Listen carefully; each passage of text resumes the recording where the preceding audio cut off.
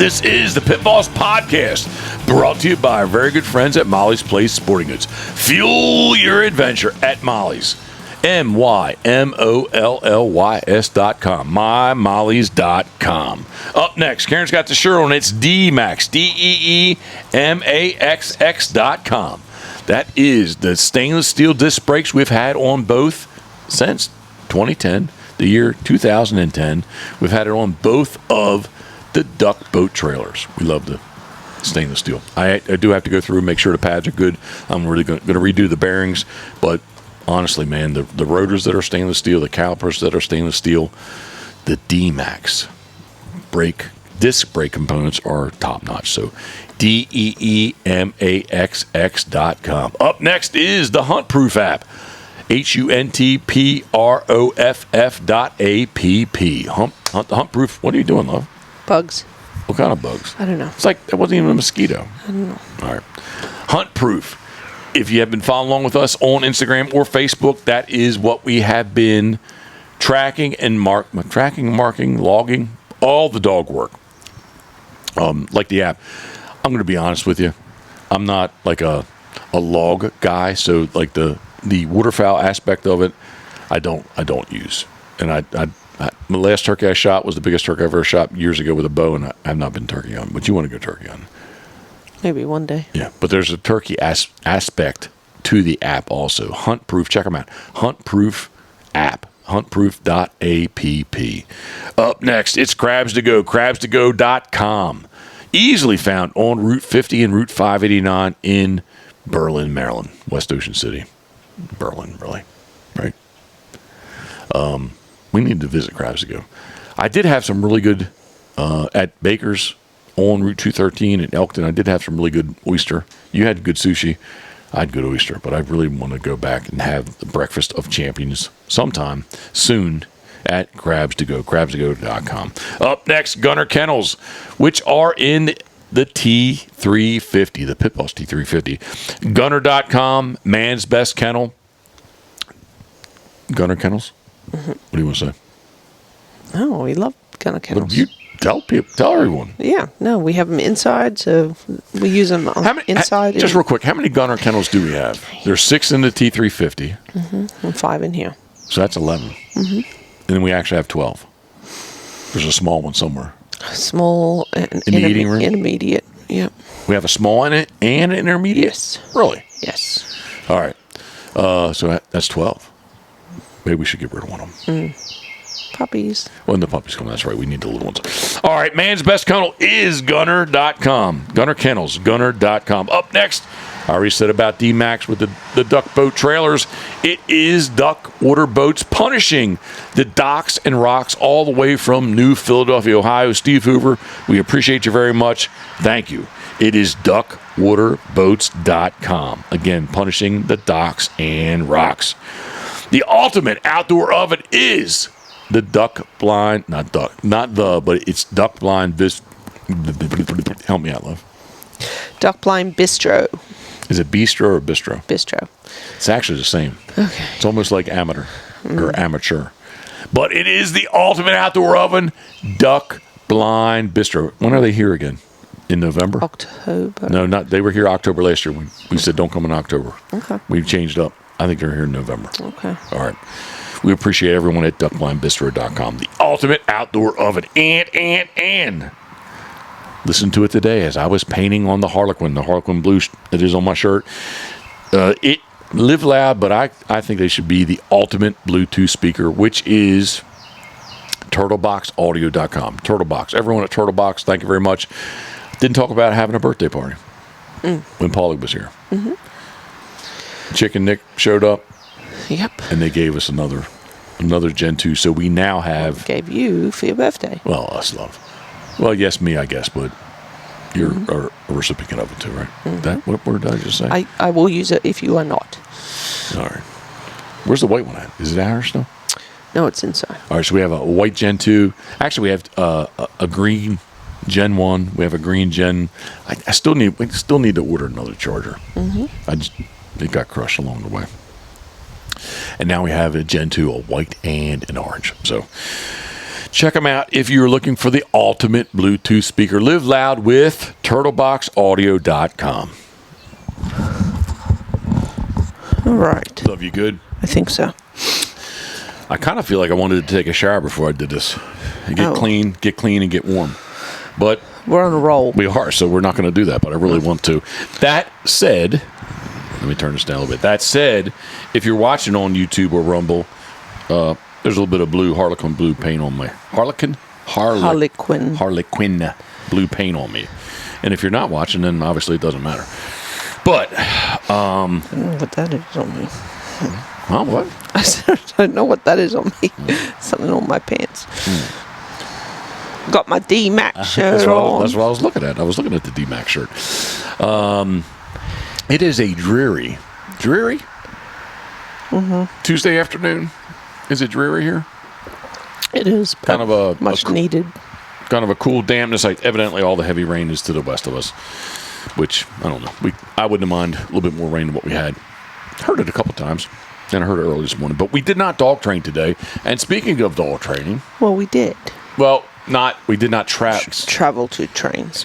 I was trying to get there. I was going to say, speaking of that, I said we were going to make a commitment to train, and I specifically said that to Scoter. But you're right, we did dog train because we got the mash dog and Elmer T.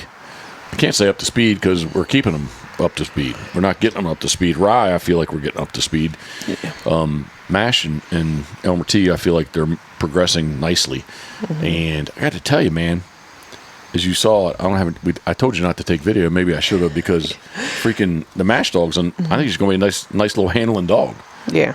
Yeah, she did a nice job today. I've stopped her so many times back to the pile. I've stopped her so many times coming back from the pile. She just kind of sits automatically when she comes back from the pile. So she's I've stopped anticipating. Yes, I've stopped doing that.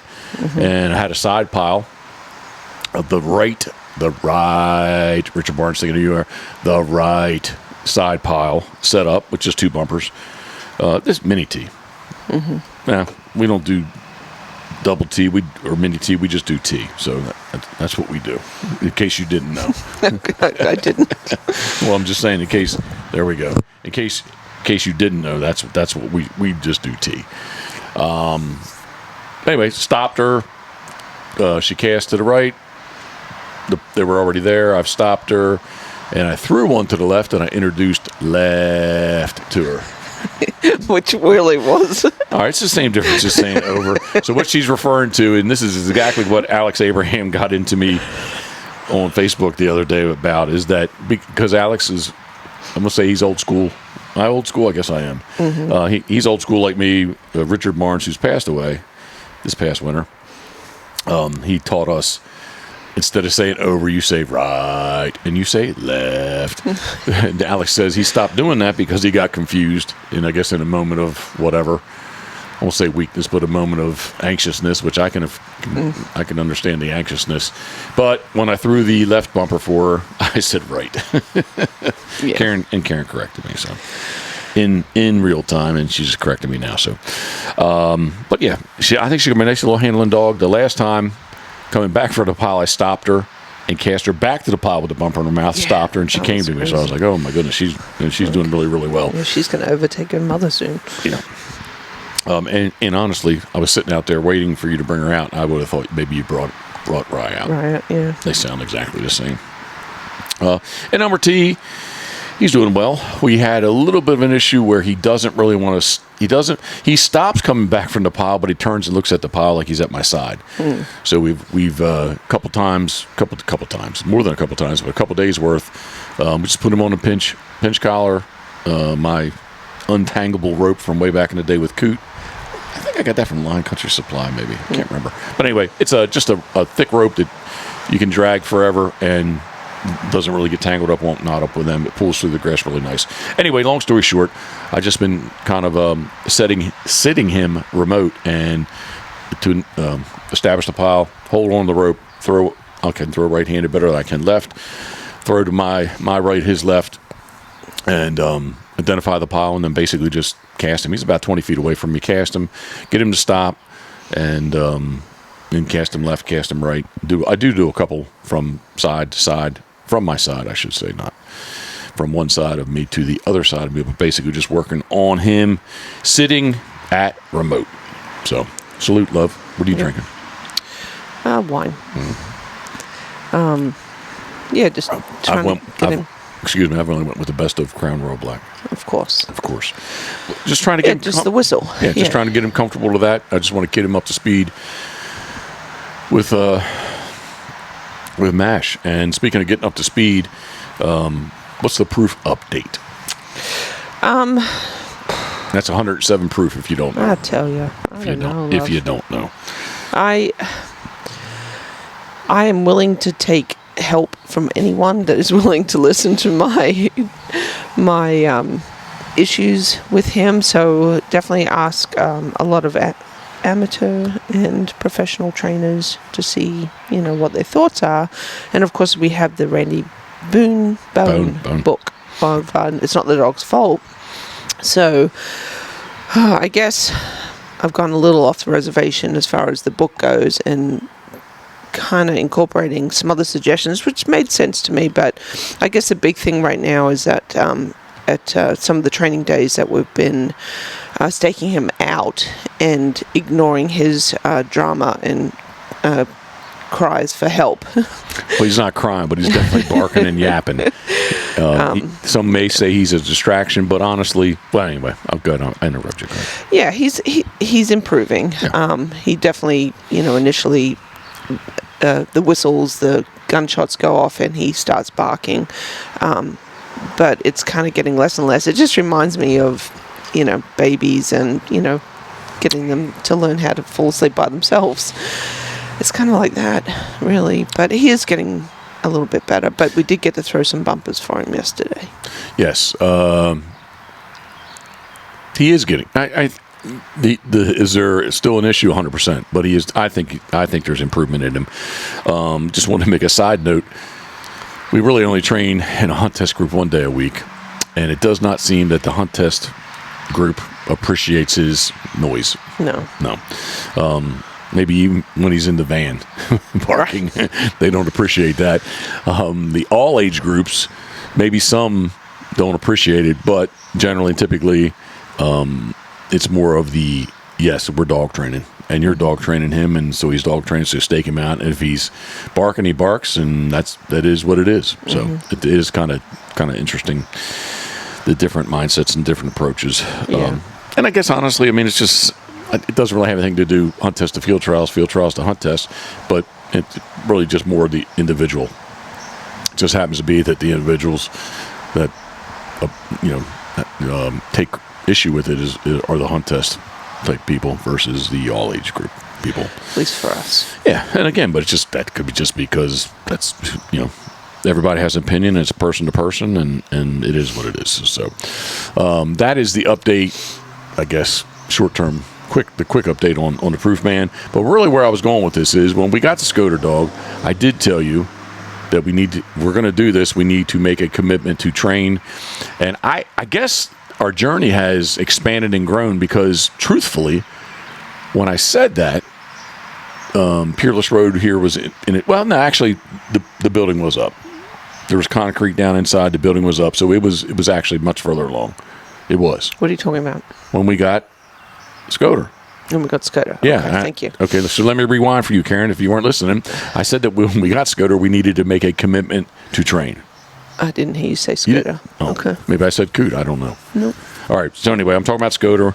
And what I said was, I'll repeat, is that it has expanded to a much greater commitment, if you will, than what I originally had intended because Peerless Road here was basically a shell, had concrete down. She came here every day, and I thought in our small 3.5 acres here, we could get the concepts down because I think I always told you, not that you don't need technical water, not that you don't need big pieces of property, but I said a lot of this stuff, in my opinion, is concepts. And I thought on the small version, we could set those concepts up here that we could to extrapolate. I'm trying to use words I don't know the definitions of. Extrapolate into, or let me use words I do know. Carry over to the big field. Because if we do it, the small version, we get to field, we can do the big versions possibly. I don't know if that makes sense, or if that's a good example, or if that's even correct. But in my mind, it was. So, and when I said we're going to make a commitment to train Scoter, that's what I was talking about.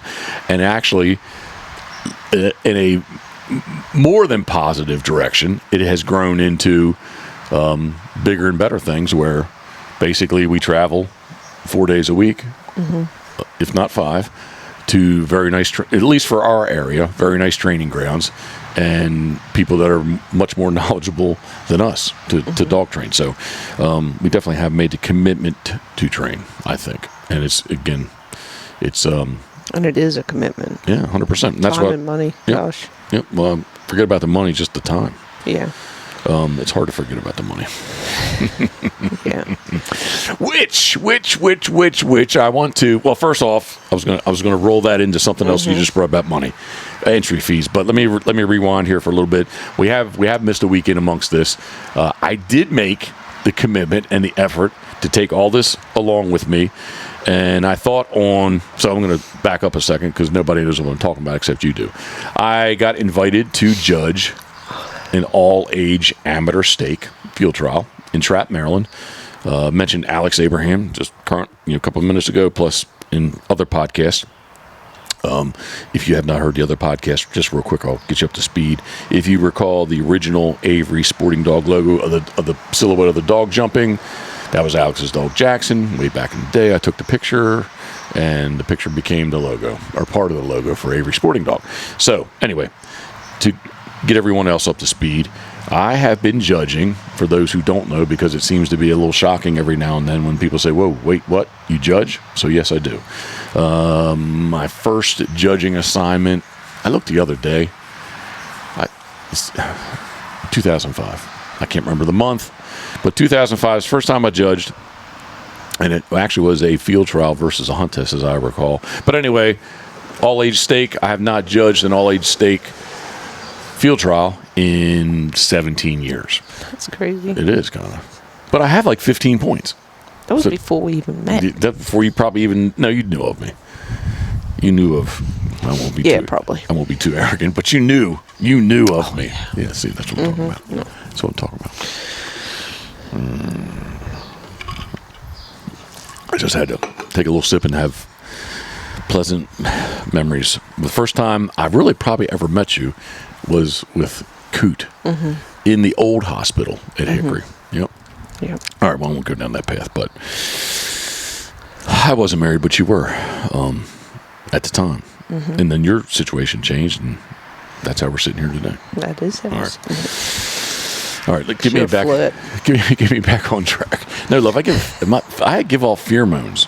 It's been an issue in my life in the past. Issue. Yeah. Okay. All right, we're off track. Can we say it's got me into trouble? We won't really say trouble, but it's definitely got me in some situations. Okay. All right. Anyway. I don't need to know. I think you do know most of the situations. No, you don't know all the situations. You do know many of the situations. So, all right, please help me. Where am I at? Alex Abraham. Alex Abraham, 17 years ago, was the last all-age stake that I judged. Did a bunch of qualifyings and derbies. Well, a bunch. Again, I like to have 15 judging points. More than half of those are minor stakes, not all-age stakes. Never judged an open, but I have judged some all-age stakes. And Alex said, hey... Well, actually, I'll rewind a second. He reached out to me like 3 years ago and said, and you marshaled, got to judge. Well, okay, let me stop. I'll slow myself down. He reached out to me and said, hey, would you judge a derby for me? I was like, sure. He says, well, are you legal to judge? I'm like, sure, Alex, I have points. He says, you do? And I said, yep. I can't find you. So anyway, he called down to AKC, and sure enough, I still have a judging number. Why can't they find you? I don't know. I think we found you. I think it's some kind of conspiracy. Yeah, I found you.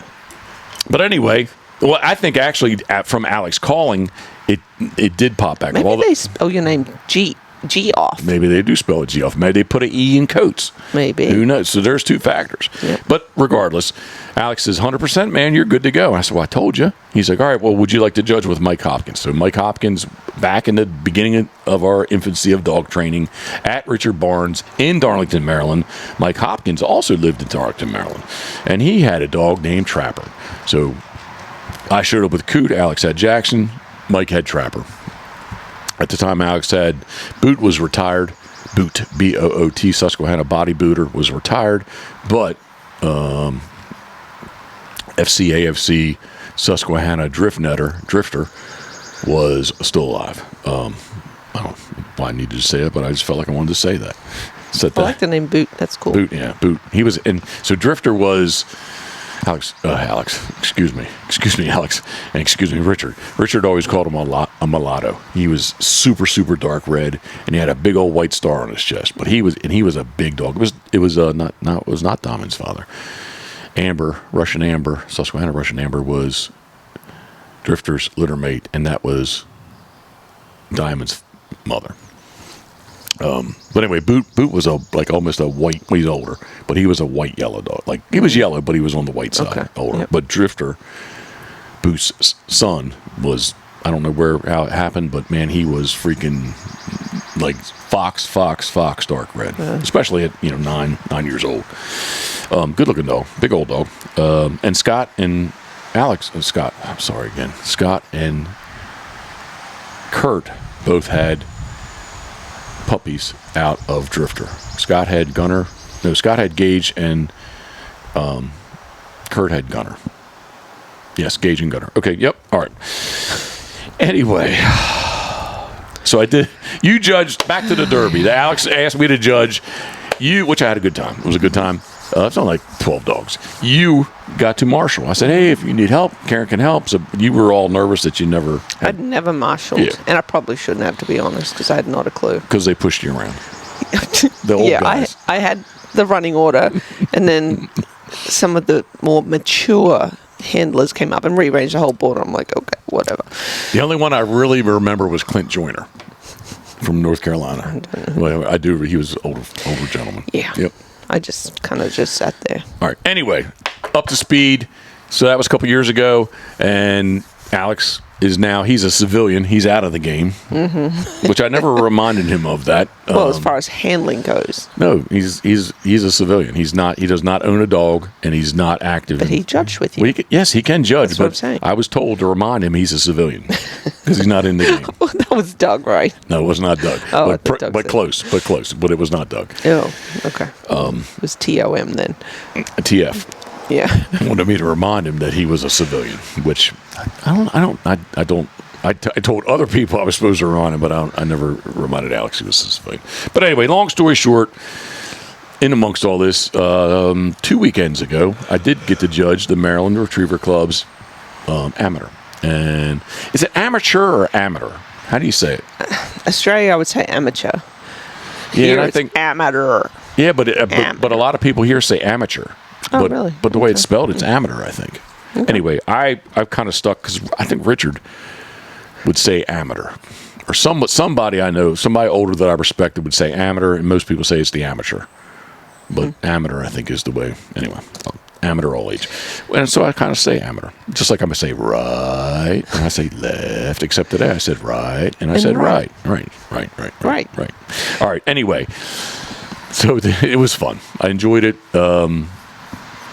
But I guess there's going to be controversy in anything you do is when it comes to competition and judging. But there was a little bit of, I'm not going to get into it, but a little bit of drama, which has lasted for at least a week after the trial. Kind of lasted and lingered. To be expected. Yeah, and actually it popped up in the hunt test too, because somebody I judged was at the hunt test. Somebody in the amateur that I judged was at the hunt test. So it kind of came back up over the weekend, which is where I want to spin this into. Over the weekend, this was, should I say how many we've entered this spring? Yeah, full disclosure. Yep, so this rolls back to about the money.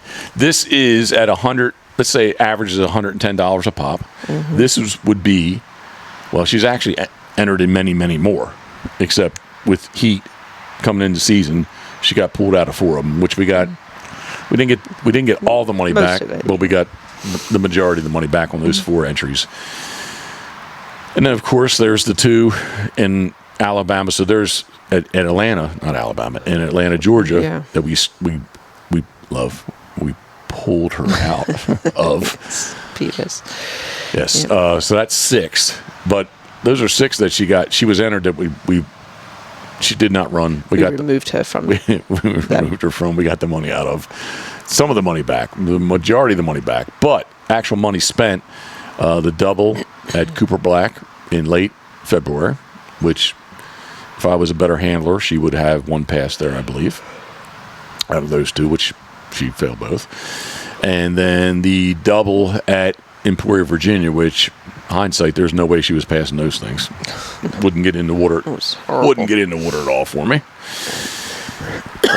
Basically on blinds. You're fine. Basically on blinds, got dropped. And then locally here in Greenwood, Delaware, the Labrador Potomac Club. Did I say it right? Anyway, Labrador, whatever.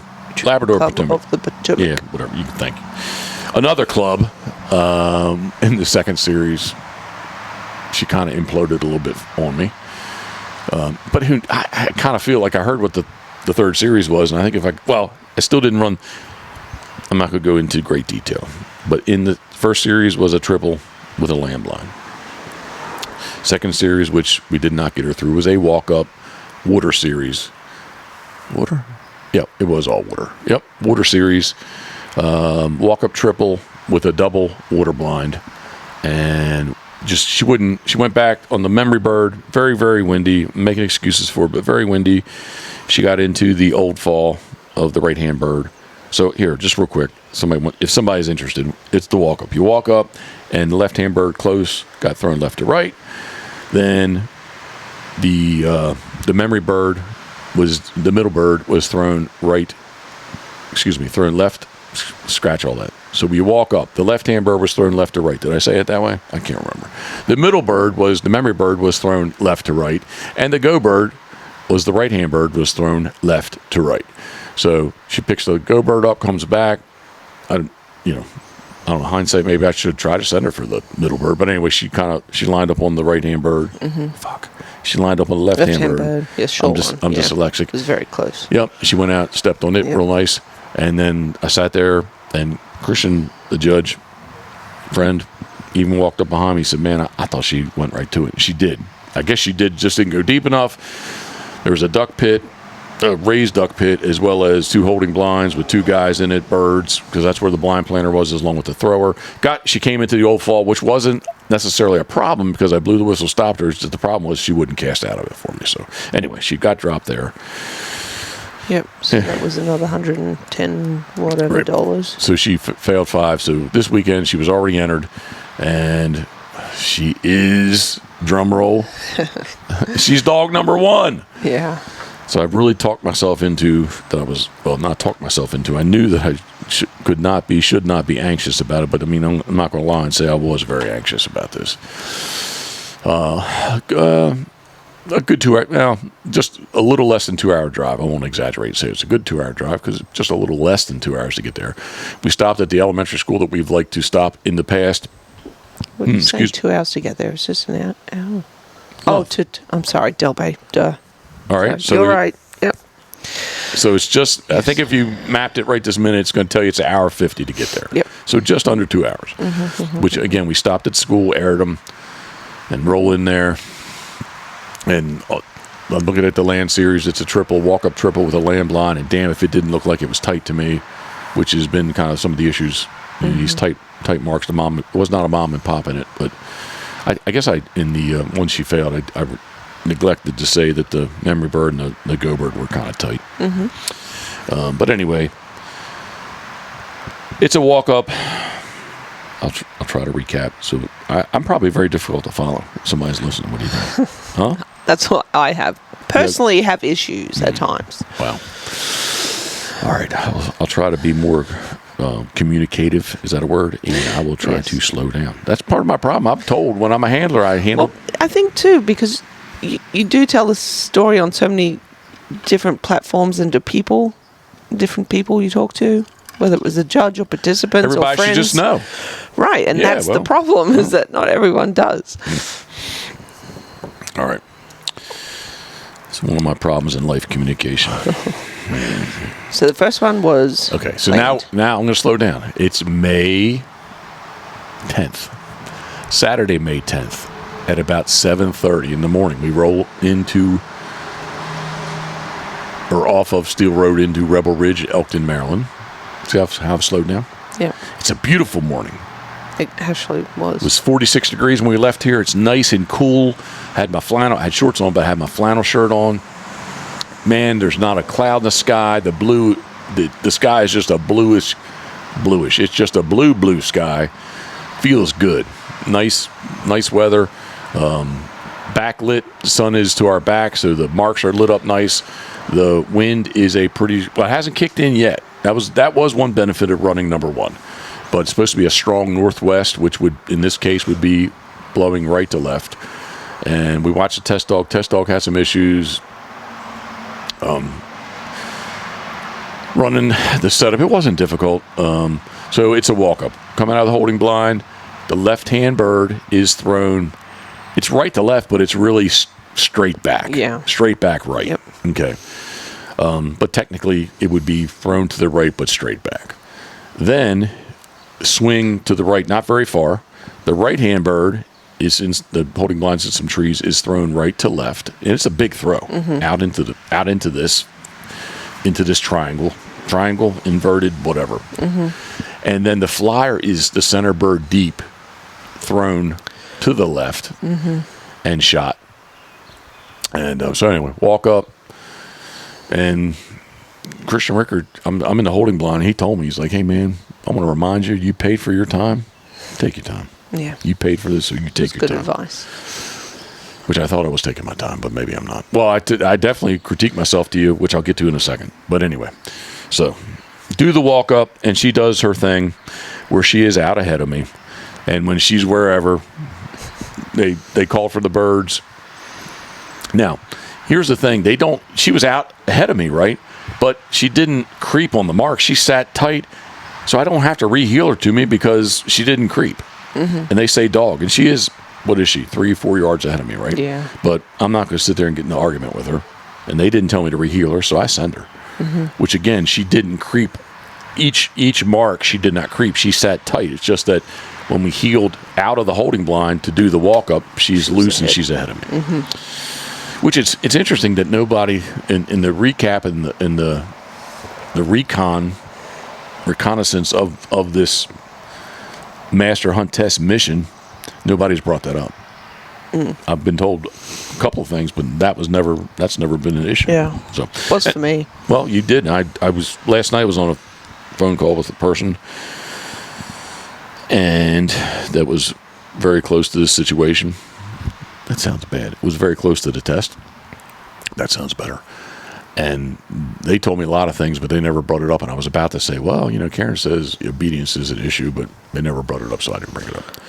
But anyway, she goes out, had a hunt on the flyer, comes back, and she set herself up to the go bird, which is the short one. So I think I did I watched the video. I think I did take my time with her on that.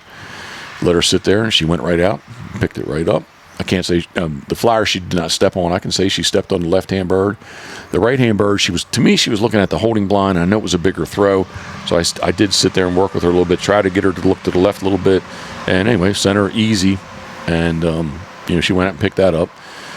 So we're clean on the marks. So then we have to run this blind, and she's a little bouncing on me, and eventually she kind of locks in. I had her running. The blind is between right. Basically, it's under the arc of the right-hand bird. The old fall, the right-hand bird, which was a big throw. Which I'm sure that's why it was a big throw, because they wanted you to run under the arc. At least that's what I'm gonna say that they would tell you. So basically, she's looking at the holding blind, which is not a bad place to look. But I really wanted her to look a little bit to the left of it. So worked with her a little bit. I send her off, and basically she runs to the holding blind, which I got critiqued that I should be blowing the whistle quicker. As soon as I do see her, the imaginary line to the blind, as soon as she's off of it, blow it quicker, especially with her. That was one of my critiques someone told me. And the thing I walked away from, which I just listened to a podcast, the Flatlanders podcast, where they talked about if you got a fast dog, a high rolling dog, and you feel like you're out of control, or you need to get in control, blow 2 whistles. I did sit whistles. Yeah, and when I stop her, blow a second one just to slow myself down, which I did not, which I went into this test that I was going to. And I didn't. You were just so nervous. Well, really, why was I nervous? When I sent her, when I said back, what'd she do? Yipped. Yip. Yeah. So now, the first time I blow, I cast her basically kind of an angled left, and I give her a back. What does she do? She takes my cast. Well, what'd she do? Yip. No, she freaking barked. That was not a yip. That's a fucking bark, Karen. She barked at me. Bad Scoter. And so I get her basically to the holding blind. She kind of is caving into the holding blind. So I angled left back, and she takes the cast and curls back into holding blind, blow the whistle, which I should have. In training, I think that I count to 3 on land blinds. 1, 2, 3, which I didn't. And I cast her again, right verbal back, and she barks at me again. She takes the cast, barks again, but again, curls in there. This time when I stop her, evidently there's a little bit of a fall off in there, and I just can see her head. Yeah. And I was so nervous. Yeah, so this time it was a silent left, angled back. She takes it, except she takes a little bit too much. So now she's left of the line, so I stopped her again. And about when I stopped her, she winded the blind, and she went over to pick it up. So anyway, we get through Series 1, the land series, and we're clean. So we come back to Series 2. Nice. It's not a stick pond necessarily. What would you call that? And it's not really flooded timber. It was kind of a cross between flooded timber and a stick pond. And a swamp. Okay, you're calling it a swamp, but the water's very low, so there's a lot of running water in there. There's little pieces of exposed land as you go out. Matter of fact, they had goose decoys all the way out, kind of almost to the center of it, because they could kind of walk out there to do that. But basically, it's a double-double. So there's a gun to the left that's going to be thrown to the right, and there's a gun to the right that's going to be thrown to the left. To the right, the line. So there's a blind that's to the left, and there's a blind to the right. The blind that's to the left is just to the right of the fall of the left-hand gun. Am I saying it correctly? I think that I am. I think so. Right. Yeah. And then the right-hand blind is to the right. The line is to the right of the right-hand gun. Mm-hmm. So you got the right-hand gun. The blind is to the right of the right-hand gun. Mm-hmm. It's got to get into the water, a short swim, and there's trees, but there's a big gap in trees that's pretty obvious that that's your keyhole. Yep. That you got to get through, and then it's just the blinds up in the field. There's a ribbon on the grass that you can see. Mm-hmm. The instructions are: you walk up, set the dog down, and also we're on this little bit of a point.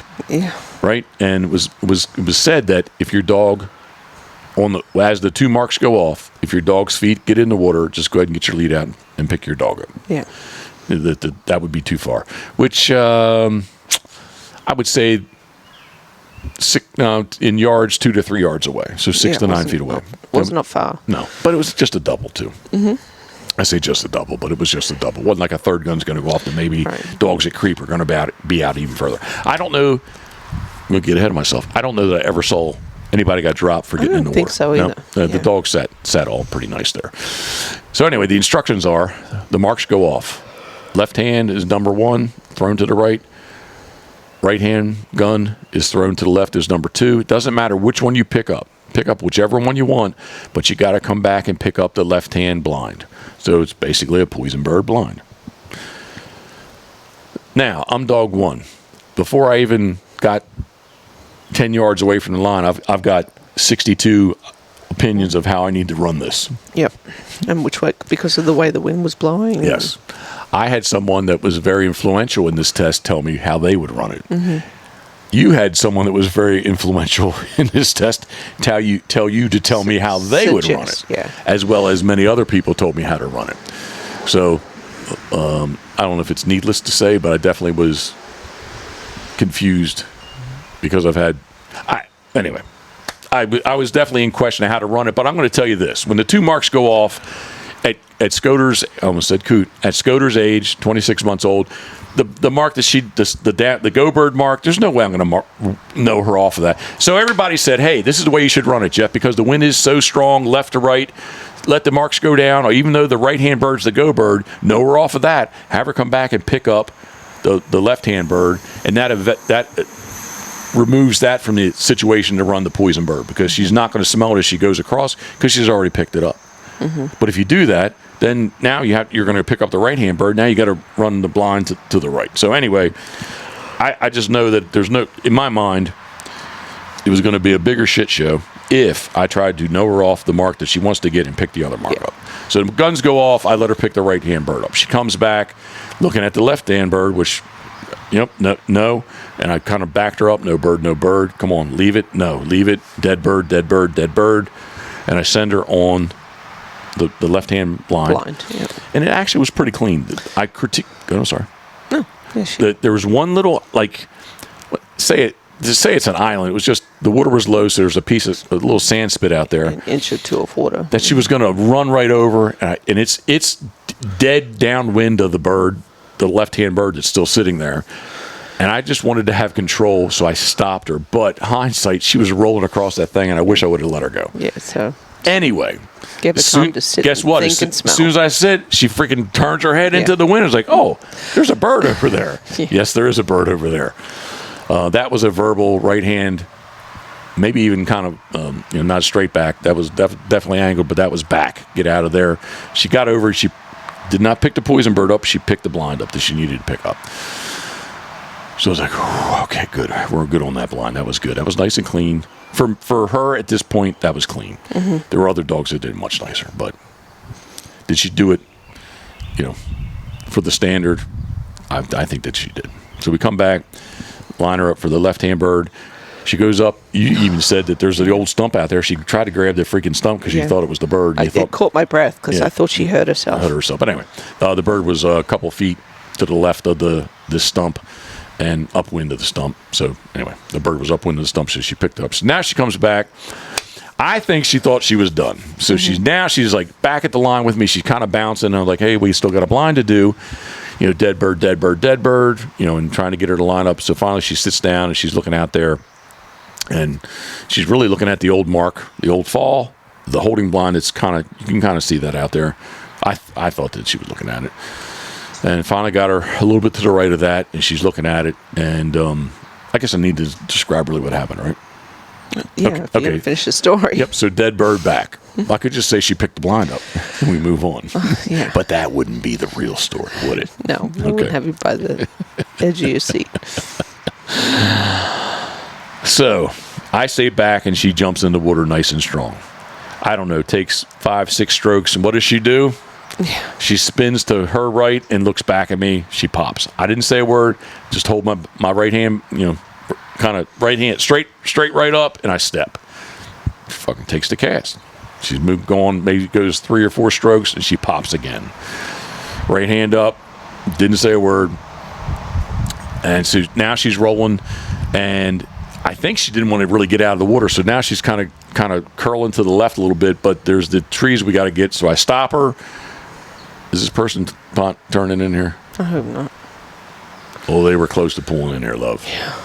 Nope, they went to the right instead. All right, so anyway, speaking of lefts and rights, stop her. I give her, they were going to turn in here, and they saw the sign. I think they saw us too, so they choose to turn into our neighbor's driveway to do their U-turn.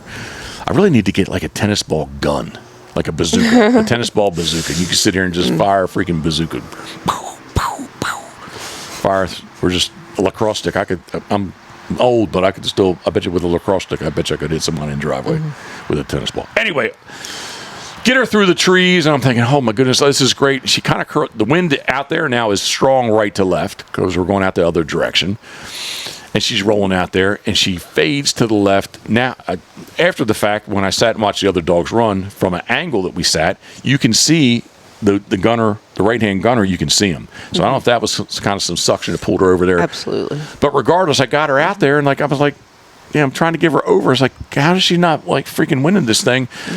Long story short, the end of the blind was very choppy. I never lost her, but it definitely was very, very choppy. She took my cast, but she wasn't freaking picking the bird up. I'd cast her back. She'd go back, split, and she didn't get it. Blow the whistle. Stop. Tweet, tweet, tweet. Right hand, to my right. Tweet, tweet, tweet. She's coming back in. Now she's like rolling back in. She didn't win the bird. Stop. Cast her back. It was that's what it was. Very. I would describe that as choppy. Yeah. If you want to say broke up, that might be a word. To me, it was very choppy. It was not clean. But she took my cast every time. It's just that she wasn't winning the bird. Maybe some of my eyesight and depth perception was part of it. I don't know. But regardless, eventually she picks the bird up, and I'm thinking, fuck, we're out. So I did get a phone call. Well, actually, I got an in-person explanation, and I got a phone call explanation of what it was. That I was dog one, and were they going to carry me for that work? That's right. And they both agreed, yes, they were. And basically, I set the standard, I'm told, for the left-hand bird. That anybody that had issues like that, they were going to get called back because there goes our white-faced black lab by. He always drives by. Oh man, I met him up the road the other day, but I'm not going to get off on that tangent. So anyway, long story short, I wasn't told anything at the line, but I thanked the judges very much, and we walked off, and we kind of had a little talk. And the only thing we really, sure. You were like, yeah, that was pretty. What word would you use? Because I can't remember what you said it was. I was unsure. I mean, she got it, but it was. Yeah. Well, how would you describe the work? You're not going to hurt my feelings. On the blind I mean, everything else wasn't too bad, but it was. The right-hand blind. Yeah, it didn't look pretty. No, it wasn't pretty, but I don't trust her.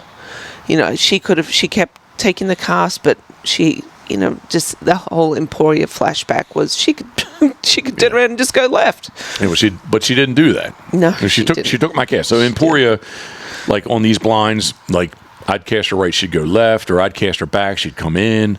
Like she did look out of control. This was not No, she wasn't like that at all. If any of my dog friends are still listening, she was not out of control. She was taking my cast. It's just that it was very choppy. Like she just wasn't fine. She wasn't. It's just the cover wasn't strong.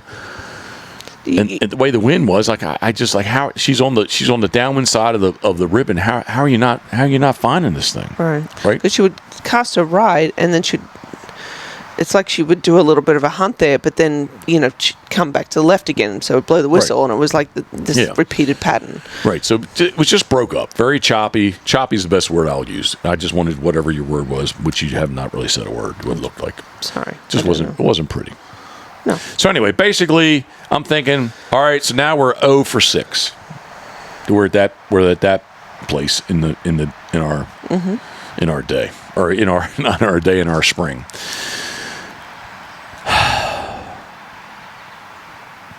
This next part, I don't know how I should word it. It's evidently, and I should know this. It was. When did the whole process start? Was it like 2:00 in the afternoon? Yeah. And so they said they were stopping at 5. Right. Yeah. So I actually joked. Bill Albany ran because I was dog 1. He was dog 31. I don't know how many dogs were dropped in between us, but the joke was I looked at somebody. I said, "Man, we're in overtime now," because it was like 5:05, and he was running his dog because he was in the holding line ready to go. So they were going to let him run. I guess this is where I don't want to get any. Well, I guess, and this of what I do know of the rule book of AKC hunt test, I guess it's illegal to quote illegal or improper. I won't say frowned upon. It's illegal to do partial callbacks. I'm going to look that up. Okay. Well, a friend of ours wanted to leave, and he says, "And you left. You were going to have dinner with Ben. Yep. I'm here for the duration because I'm sitting here because I don't, because I'm sitting here." Mm-hmm. Well, actually, at this point, I was relieved because something happened. But I told a friend of ours in our hunt test group that he thought he was done. I was like, I'm going to say it. Should I say it? No, I won't say his name. Look, you picked up all the birds. You picked up the 2 marks. You picked up the 2 blinds. His dog went after a stick. There was a stab. Say it. Remnants of a tree stump. Well, it was just real little though. Yeah. So his dog had no problem. Like it wasn't going to pick. There goes Max, that's good. our Moscow Russian influencer. Well, friend.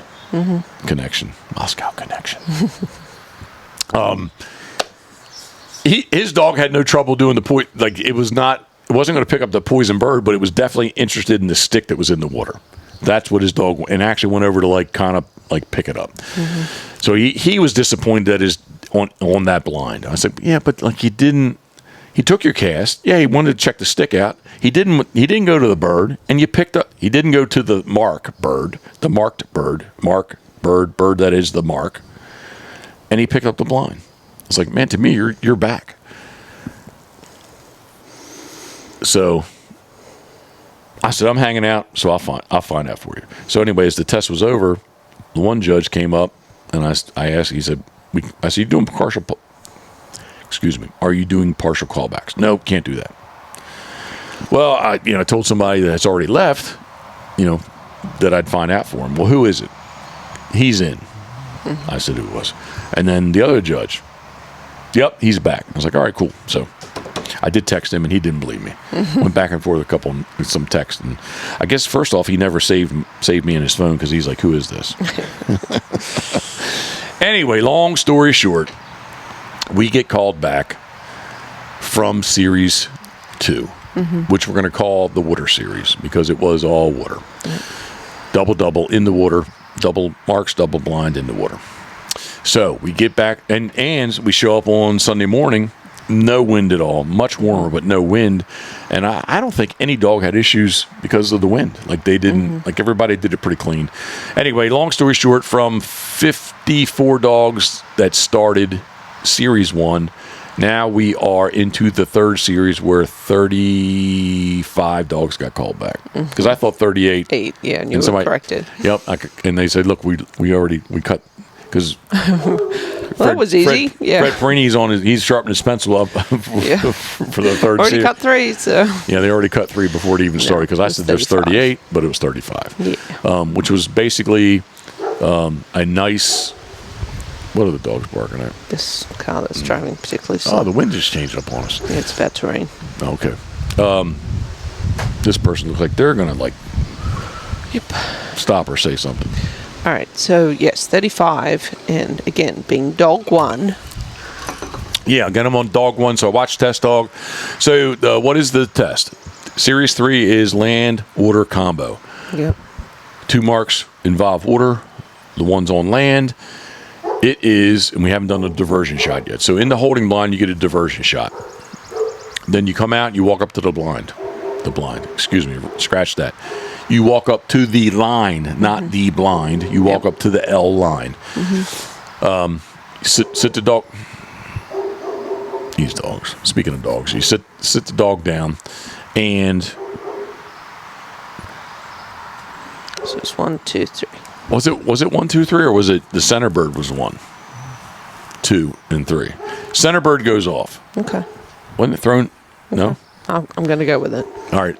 Well, I've done some video today. I think the center bird was thrown right to left. Mm-hmm. Then you got the right-hand bird, which is the closest bird. Mm-hmm. Center bird is the middle bird, as far as distance goes. The right-hand bird goes off left to right, thrown off on a point. Mm-hmm. No water really involved in that. None that one, no. But there's a channel in between the right hand gun, left hand gun, so the dog does have to get wet on the center bird, and then you get. In our case, we got this big flyer. Mm-hmm. Matter of fact, it was still alive. Mm-hmm. So, middle bird goes off right to left, right hand bird goes off left to right, and then the flyer, left hand flyer goes right to left. So anyway, bring her out, set her down. She was tight on her. She sat there for me, tight as good, yeah, as far as obedience on the marks. Goes out, steps on the flyer. Did she not? Yeah. Yep, stepped on the flyer. I think because it was still alive, it kind of made. Well, at the end, she kind of had to kind of chase it down a little bit. Yeah, you can see her chasing it down, but she went right to it, and then the bird's like, "Oh shit!" Maybe I shouldn't say that, but not the shit part. But the bird was alive, so it takes off. Yeah. Didn't go far, a couple yards. Mm-hmm. But anyway, she grabs it, brings it back. And actually, there's a bucket there, but because it was live, one of the judges came up behind me. He's like, hey, man, I'll grab that from you just because it is live. What are these dogs going off on? They're dogs. Well, look. Mash dog. Yeah. She's a good guard dog. Yeah, just be quiet for a second. Yeah, the meters It's move when they picking it bark. up, yeah. All right. Anyway, I'm going to keep rolling just because I'm going to keep rolling. So she comes back, Okay. and which one does she want? Yep. I didn't really care which one she wanted to pick up. But what I told you was when I walked up, we are clean. Whichever bird she wants to pick up, I'm going to let her pick up. And the next bird, if she does not go right to it, I'm blowing the whistle instantly and going to hand her to it. We're not digging around So we here, had to right? handle it by the Right. wall. Yeah. But we still have to honor in this series because we haven't honored yet. So comes back. She kind of lined up for the right-hand bird, the short one, so I was like, easy. Yep, right there, good, easy. And I barely said her name. She went down there and stepped Boom. on that bird. Yep. Yep. So then come back, and so for the middle bird. Yep. She knew there was another one, so Yep. she lined up for that one. Yep. And again, I was like, easy. Because because we're dog number one, we haven't seen dogs blow through number two and get lost. Right. So, but I'm easy. And if she didn't stop on, there's a little strip of land that this bird's on. If she doesn't stop on, I'm blowing the whistle. Truthfully, because the next piece of water she goes through, I can't see when she's in there, and she's going to be where the flower fly station. Yep. Right. So I won't say they were a tight set of marks, but things were close. So anyway, again, I'm like easy, and I said her name probably as softly as I did for the right hand. She goes right out there. Actually, if maybe you didn't see it. I think the water level was so low, she almost did that thing where she got caught air, hits the water, and she's on the other piece of land, and goes right over and step right on it. Yeah, so awesome. I was like, oh, thank you. So now I'm feeling pretty good. This is all probably within a minute and 30 seconds. Yep. Boom, boom, boom. But we have to honor. Yep. I didn't even get into the thing. I'm sleeping in the van, and you're in the Hampton Inn.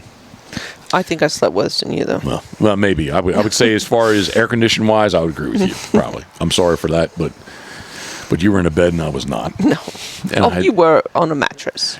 But you're not on a bed. With a damn 90-pound, 14-month-old dog laying on me. So here's a side note to all this. Karen thinks that even though the Gunners are this is no ding against the Gunners, but freaking Proof is a damn Great Dane. Yeah, Proof is probably pushing 83 pounds, I but think he's more than very that. thin. But she was like, good, I'm sorry. Yeah, and he's just super long and tall. So I feel like he must feel like a sardine in those kennels for extended periods of time. Especially overnight. Yeah. Which you said, I think I need to take him into the room. I was like, no, take Duke and take Rye. So Karen played on my conscious. Yes.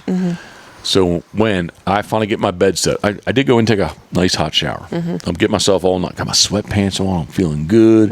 I got my little this oversized performance shirt on. Yep. Go out there. I even grabbed 2 pillows. You brought 2 pillows. I said, I don't need. No, I do need 2 pillows. I took the 2 pillows in the van.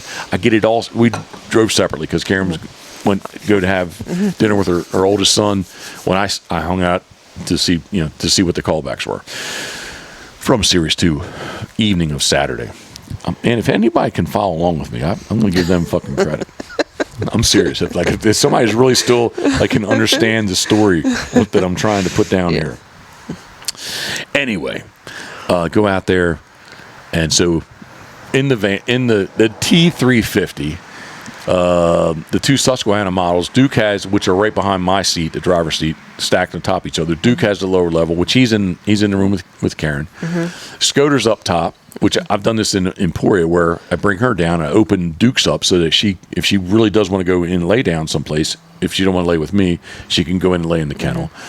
And then in the very back of the T350, upper right, we have the mash dog. Upper left, we have Elmer T. Lee.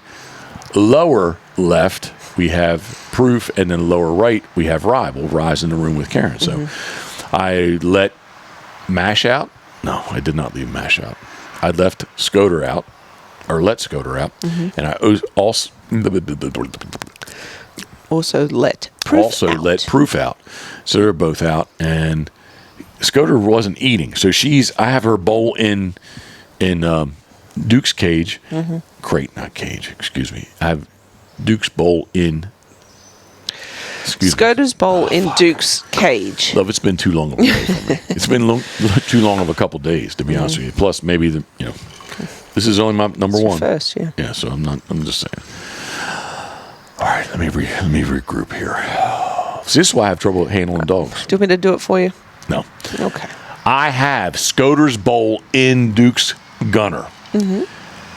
Scoter's in Duke's gunner with the door open, and I let Proof out, and she's growling at Proof. Yeah. Protecting her food. And Proof didn't really know which way to go. And honestly, after I ate my peanut M&Ms, I was done. And I was done. It was a long day. We were tired. Yeah, I was done. I was asleep. But what I'm trying to say is, like, 3 times I woke up and freaking Proof is like laying on me. I was like, come on, dude, like, give me my space, please. Like, he was literally he did the same thing this morning. Like, he's laying on me. Like, come on, man. I'm not really sure where Scoter licked me a couple times in the face, but she was in Duke's gunner. And no, she wasn't. She was in Proof's gunner. Oh, that's right. You did Yeah, say that. because my head's by Duke's and I could reach up there. I was like, oh, okay. Yeah. So I pecked her. That's when she was looking at me. Anyway, long story short, which I'm totally lost where I'm at in the story. Well, because you started to talk about, you still had to honor, and somehow you switched over to. Yes. So as I'm sleeping in the van, I was like, Scoter's never broke on me. Like, holy fuck, why did I just say that? She's going to break. That's all she has to do. She's going to break on me. On the 3rd series, the final. And the announcement was made. So the actual line to run the marks is on the far side of a little gravel lane. The judges are sitting on this side of the gravel lane, and we're going to honor on this side of the gravel lane. And much like if your dog's feet get in the water, put your lead on. If your dog's feet touch the gravel lane, put your lead on the dog. Thank you very much. Yeah. They did say you can move back as far as you want. As long as the dog can see the other dog. And the way the angle was, you could actually be pretty far back, and the dog can still see the marks. Doesn't have to see the working dog, has to see the marks. Has to see the marks go off. So I did back her up as far as I could. So I'll get back on track and on topic. So we have trained on honoring many. We do it daily. She honors daily. Yeah. If we're doing marks, she honors. Unless there was some weird thing that she was the last dog and there's nobody behind her. But she honors every time. The one thing we have not worked on is she's not had this a diversion shot go off. Right. Before the marks go off. What's different? Right. So I set her down. No bird, no bird. Talking to her quietly because she can. The marks go off. I'm sorry. The diversion shot goes off and she's like, what got thrown? I don't see anything. Then dog, I don't know what dog number, but the dog behind me and handler go to the line, and she's like, okay, I'm done. And she's like, I'm ready to go back to the truck. Like she was sit here, sit. And then they did say before the marks go off for them, honor dog ready. So I wasn't interfering with anybody yet. Yes, she was a little loose there because I think it was more of like she thought we were done. I'm making an excuse for her, yes, but she wasn't making an attempt to retrieve because there's nothing to retrieve. No, because there was one shot and she thought we're done. That's the routine. One shot and we're kind of done honoring. Yeah, so we're going to get out of here. Anyway, honor dog ready. Yep. One judge even said, hey, you can talk to her louder, like because I was shit. Sit. I didn't say shit. I said sit. No bird. Sit. Leave it. A couple times. Anyway, marks go off. I thought if there's going to be an honor, it would be on the flyer. It was no honor. Anyway, working dog gets released. We get released, and I'm just happy. Yeah, it was a huge relief. Actually, you couldn't see I had my sunglasses on, but I did tell you there was a little tear in my eye. I was very, very happy. So, for the spring of 2025, we are 146 in master test, which is not anything to be proud of, but it is what it is. We'll take it, though. Yep. We will take it because, again, our goal is what? October, Giddings, Texas, the Master National. That's our goal. So the orange from DelBay was pass number 4 because she's a senior hunter. We only need one more pass for her master title. Her title, which I'm going to say. Don't even say it. Well, I'm going to say fingers crossed will happen at the Susquehanna Retriever Club's test in Greenwood on Saturday morning. Well, actually, probably Sunday afternoon, but it starts on Saturday morning. And love, what time is it? 6:16. All right, so we're going to enter the Keystone test tonight. So if everything goes well, next week, this coming weekend, next weekend, which is this coming weekend, will be her title. I know I just jinxed myself by saying that. Yeah.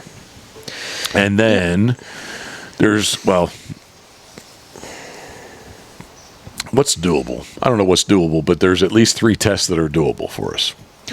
Yeah, But we're going to do doable as in the sense of we don't have to travel hours to get to them. well. What's that mean? Well, yeah, hours. Well, how long is hours? I don't know. Give me a number. Give me a number. Well, that we could wake up in our bed early and go. Well, love, I can wake up and drive to Prince Edward Island, Canada when driving. So. And do a test the same day. Yeah, Well, I right. don't- Okay, that's what I'm saying. Okay. Well, the midweek in North Carolina is 5 hours away. Is that doable? To do a test? Yeah. I mean, if you want to sleep 3 hours. All right, you're just All right, taking it in a weird direction. I don't. You're taking it in a weird direction because I don't know what you're trying to describe to people. Okay. Anyway, 2 hours away. You said doable. What's doable? To me, less than 7 hours is Okay, doable. there you go. You should have said that. I didn't know I needed to say that. I'm just saying doable. Anyway, long story short, Susquehanna is an hour to the. Well, it's not Susquehanna. Greenwood's an hour to the north.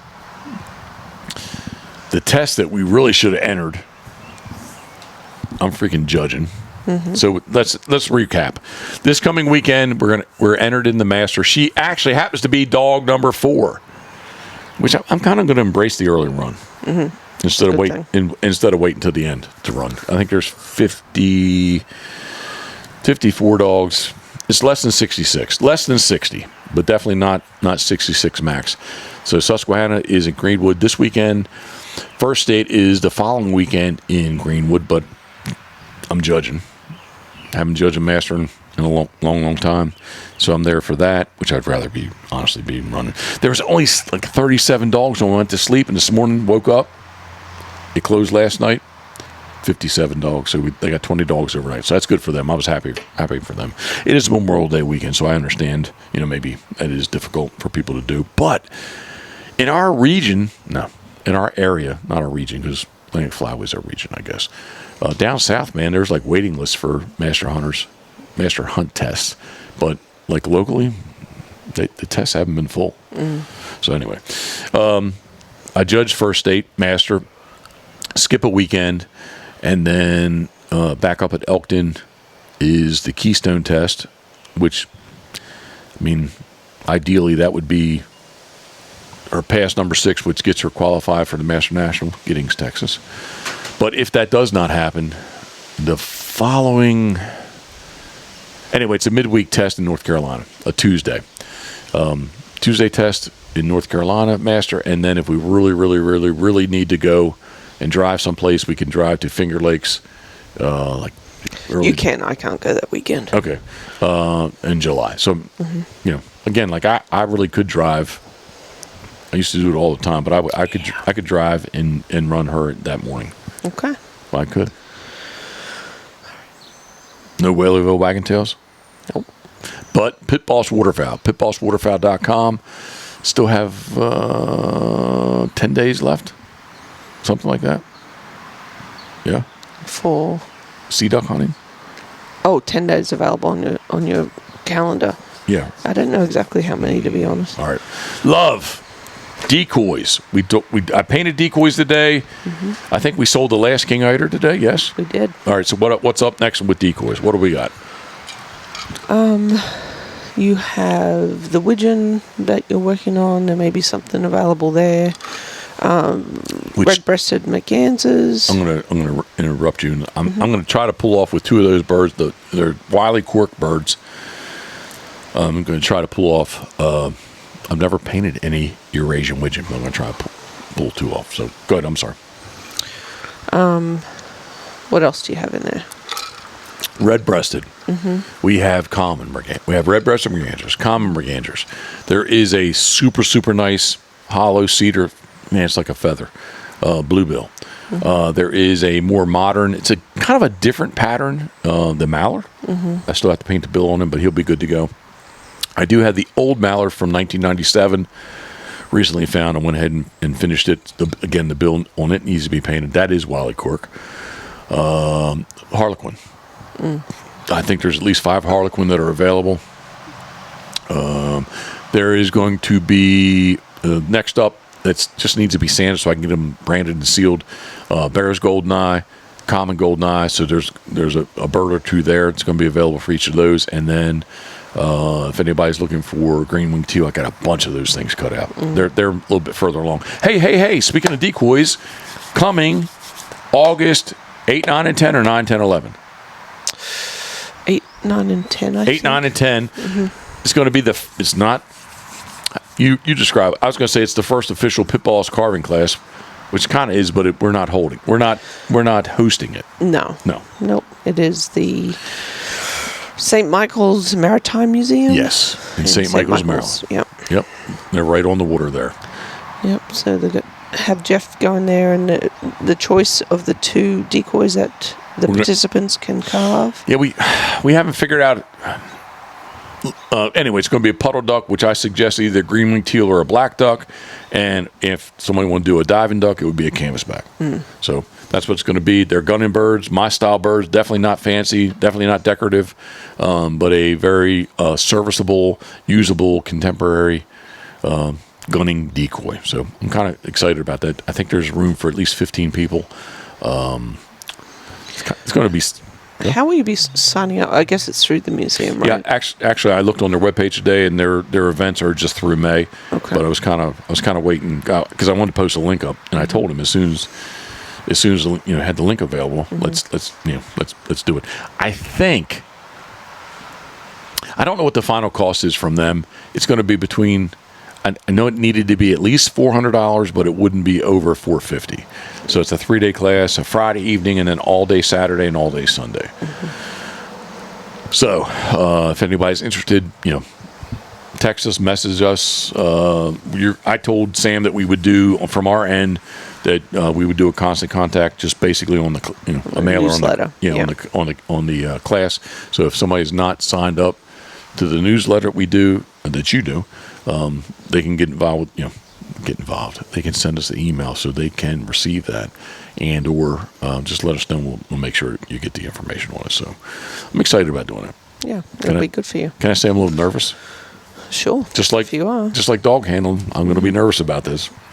Yep. I just don't want somebody to think it's more than what it is. That's all. So. Well, it's just for beginner. Decoy carvers, right? Yeah. Or someone who wants to learn a different style, possibly. Yeah, I told the museum that I just please stress that this is not decorative. This is not a fancy. This is my style carving. So anyway, if anybody's interested, please let us know. All right, what else you got? That's it. I'm hungry. All right. I won't say I'm cold, but I'm damp. I don't want to take a hot shower. All right. Are we good? Yep.